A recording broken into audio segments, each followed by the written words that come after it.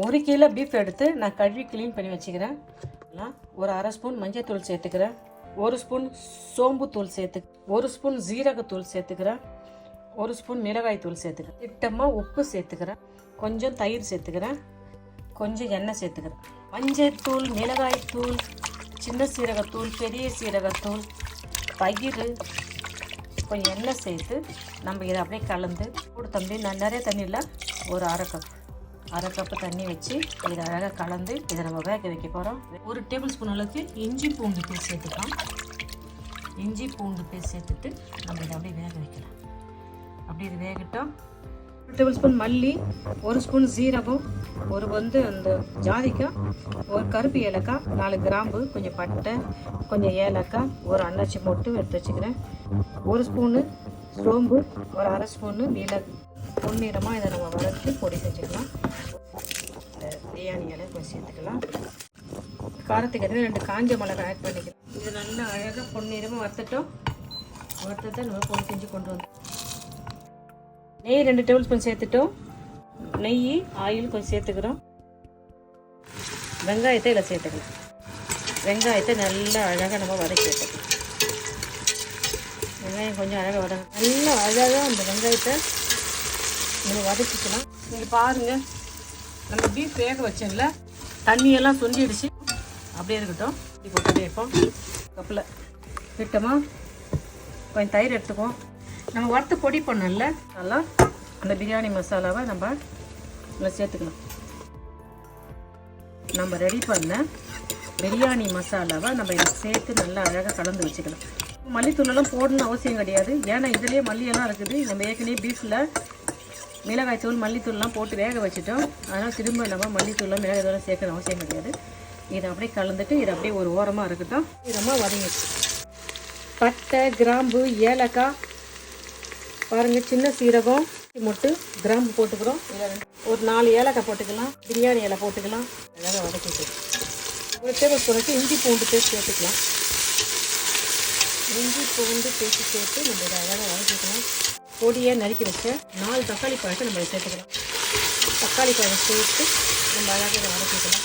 காரத்துக்கு எதுவுமே பச்சை மிளகாய் சேர்த்துக்கலாம். பச்சை மிளகாய் சேர்த்து நல்லா அழகாக பச்சை மிளகாய், கொத்தமல்லி தழை போட்டுக்கலாம்.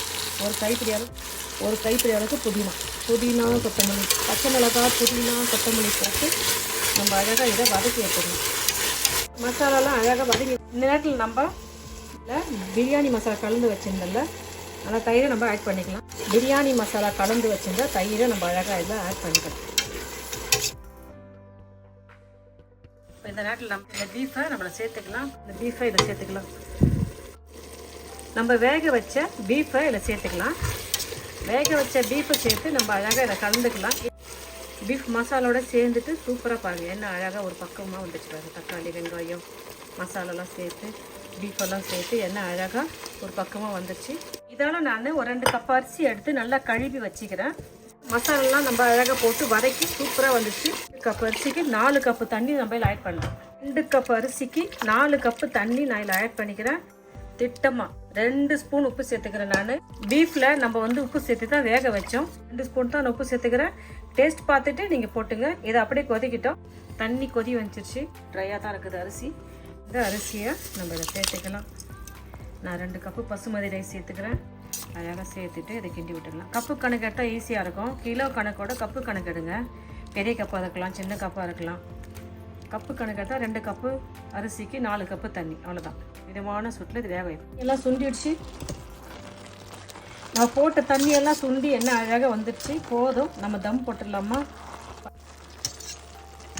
அப்படியே சாதத்தெல்லாம் அப்படியே ஈவன் பண்ணிவிட்டு குங்குமப்பூ, கொஞ்சம் குங்குமப்பூ இல்லைன்னா ஒரு ஃபுட் கலர் சேர்த்துங்க. அழகாக எல்லாம் ஆட் பண்ணிக்கலாம்.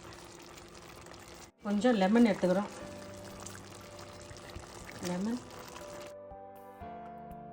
நெய் கொஞ்சம் 2 டேபிள் ஸ்பூன் அளவுக்கு நெய் சேர்த்துக்கலாம். சிம்மில் வச்சிடலாம், 3ல் வச்சிடலாம். நல்லா ஒரு லைட் தூக்கி வச்சிடலாம். இது போல் மூடி போட்டு பாருங்கள். மூடி போட்டு அண்ணில் கம்மி பண்ணிவிட்டு இது மேலே நல்ல ஒரு வெயிட்டு வச்சுட்டு அப்படியே ஒரு 10 நிமிஷம் சேர்ந்து தம் போட்டு எடுக்கலாம். வாங்க திறந்து பார்க்கலாமா. பாருங்கள் என்ன சூப்பரான ஒரு பீஃப் பிரியாணி நம்ம செஞ்சுட்டோம் பாருங்கள். சாதம்லாம் என்ன பாருங்கள் அழகாக உடஞ்சாத என்ன அழகாக பொலன்னு என்ன அழகாக வருது. நீங்கள் இப்படியே தம் போடலாம். மேட்டு பார்க்கலாமா பாருங்கள் செஞ்சுட்டோம். பீஃப் பிடிக்காதவங்க கூட இதே மெத்தடில் செஞ்சிங்கன்னா ரொம்ப நல்லாயிருக்கும். பாருங்கள் என்ன அழகாக சூப்பராக நம்ம செஞ்சிட்டோம். பீஃப் வாங்க சாப்பிட்டு பாருங்கள். பாருங்கள் என்ன சுட சுட சூப்பராக பீஃபெல்லாம் என்ன அழகாக வெந்து சுட சுட நல்லா ஆவி பறக்கிற அளவுக்கு இருக்குது. இந்த எளிமையான முறையில் நான் செஞ்ச இந்த பீஃப் பிரியாணி நீங்களும் ஒரு முறை செஞ்சு பார்த்துட்டு இந்த டேஸ்ட்டு எல்லாம் எப்படின்னு சொல்லுங்கள். இதில் வர உப்பு காரம் இதில் சேர்த்துக்கிற எல்லா மசாலாவும் தான் இருக்கணும். இதில் உங்களுக்கு விருப்பம் இல்லாத பொருளை தயவுசெய்து சேர்க்காதீங்க. இதில் உப்பு காரம் எல்லாத்தையும் உங்களுடைய விருப்பப்படி சேர்த்துங்க. இந்தாங்க சாப்பிட்டு பாருங்கள். உங்களுக்கு ரொம்ப யூஸ்ஃபுல்லாக இருக்குன்னு நினைக்கிறேன். நீங்களும் இதே மெத்தட் செஞ்சு பார்த்துட்டு இந்த பீஃப் பிரியாணி எப்படின்னு சொல்லுங்கப்பா. பீஃப் பெப்பர் ஃப்ரை பண்ணிக்கிறோம். பீஃப் பிரியாணி செஞ்சுருக்கோம். சாப்பிட்டு பார்த்து சொல்லுங்கள்.